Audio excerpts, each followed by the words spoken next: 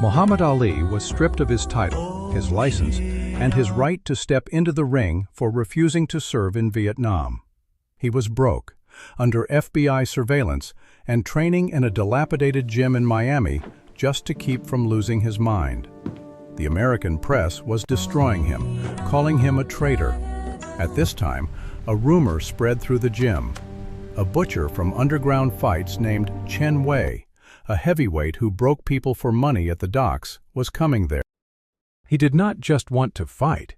He wanted to publicly humiliate Ali while he was officially nobody, and prove that all his boxing was just dancing for television screens. The atmosphere inside the Fifth Street gym was thick with the scent of stale sweat and decaying leather, a stark contrast to the bright lights of the championship arenas that once defined Ali's life. The champion spent his hours hitting a heavy bag that felt more like a ghost than a training tool. His movements fluid but heavy with the weight of an uncertain future. He's serious! This changes Outside everything! the salt-streaked windows, What now? Let's the go, world let's judged him. But inside these crumbling walls, he sought a different kind of salvation through repetitive, grueling labor. The rhythm of his footwork provided the only heartbeat in a room filled with the shadows of forgotten contenders. Whispers of Chen Wei's approach turned the usual gym chatter into a chilling silence. This was not a sanctioned challenger or a ranked professional looking for a payday. Wei was a creature of the shadows, a man whose reputation was built on the cracked ribs and shattered spirits of dock workers and street brawlers. He represented the visceral anger of a public that felt betrayed by Ali's defiance. The rumors suggested that Wei viewed Ali's defensive brilliance as a sign of weakness, a lack of true grit that could only be exposed in a fight without rounds or referees. As the sun began to dip below the Florida horizon, I don't think casting I know. long, We'll jagged see about shadows that. across the stained canvas of the practice ring, the tension reached a breaking point. Every man in the gym knew that Ali was at his most You two vulnerable. listen to me. This is it. Without No more the excuses, protection no more of the holdbacks. Boxing Commission Fight, or the fam, safety of a move! televised event, he was a target for anyone looking to make a name by tearing down a fallen icon. The FBI agents parked in the nondescript sedan across the street saw only a man entering a building, unaware that a collision of two different worlds was about to occur. Ali continued to shadowbox, his eyes fixed on an invisible opponent, while the heavy thud of boots on the wooden stairs announced the arrival of a threat that had nothing to do with sport and everything to do with survival. The air grew cold as the door creaked open, signaling the end of the champion's forced isolation and the beginning of a confrontation that would test the very foundation of his identity. Wei burst into the gym at the height of the training session. With him were a couple of his thugs and a hidden camera concealed under the jacket of one of them. There were no television cameras, only the smell of sweat and a threat in the air. Wei declared that Ali was a coward, hiding behind religion to avoid going to war, and that in a real fight without rules, he would not last 2 rounds. Trainer Angelo Dundee tried to throw them out, realizing that any fight now meant prison for Ali. But Ali took off his jacket. He understood that if he did not answer now, he would lose as a man. The condition was one: closed doors and no witnesses except their own. The heavy thud of the entrance door echoing against the high ceilings signaled a point of no return. Wei stood in the center of the scuffed floor, his massive frame blocking the light, radiating a primal hostility that made the younger boxers in the back of the room freeze in place. The intruders did not move like athletes. They moved like predators entering a cage. Angelo Dundee stepped forward, his voice a low hiss as he warned of the legal consequences. But his words fell on deaf ears. The hidden lens followed Ali as he slowly unwrapped the tape from his knuckles, his face a mask of iron composure. The atmosphere became claustrophobic, the walls of the gym seeming to close in as the few trusted associates present moved to lock the bolts on the heavy oak doors. Every window was shuttered, turning the space into a private arena where the laws of the outside world ceased to exist. Ali did not look at the thugs or the concealed camera. He kept his eyes locked on the man who had questioned his courage. There was a cold, calculated precision in the way the champion prepared, folding his gear with a steady hand that betrayed no fear. The air grew still, thick with the realization that this was not a theatrical promotion or a choreographed spectacle. This was a dark, unrecorded chapter of a man pushed to his absolute limit.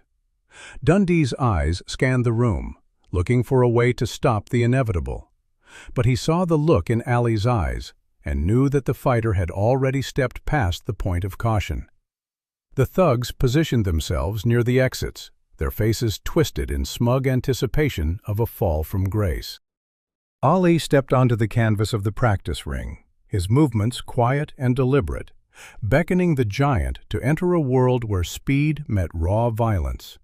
The world outside continued to believe he was a man defeated by a system, but within these locked doors, the true test of his spirit was about to begin in a brutal clash that would never reach the morning headlines. The fight started without a gong.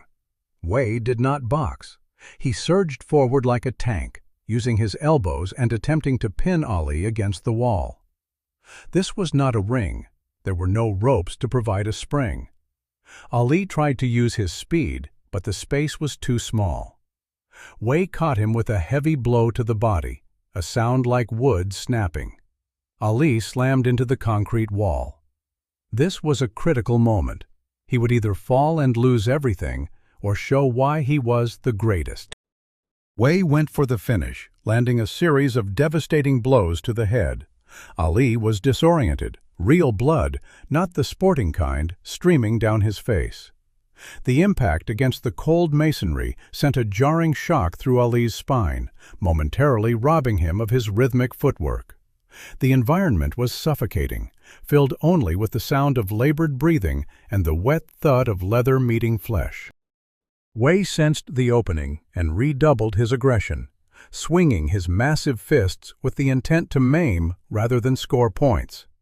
He used his head and shoulders to grind Ali into the stone, negating the reach advantage that had dominated the professional boxing world. Every time Ali tried to slip away, the unforgiving geometry of the gym corners trapped him. A sharp elbow caught Ali across the cheekbone, opening a jagged gash that clouded his vision with a crimson veil. The world began to spin as the concrete behind his head became the only thing keeping him upright. Wei was a blur of raw, unrefined violence, smelling of cheap tobacco and desperation, driven by the chance to extinguish a legend in the dark. The thugs in the corner cheered as they saw the champion's knees buckle, his hands dropping dangerously low as his equilibrium faltered. Ali felt the grit of the floor beneath his boots and the searing heat in his lungs, realizing that the refined mechanics of the ring had no place in this alleyway struggle. He tasted the salt of his own sweat mixed with the metallic tang of blood, a grim reminder of his mortality.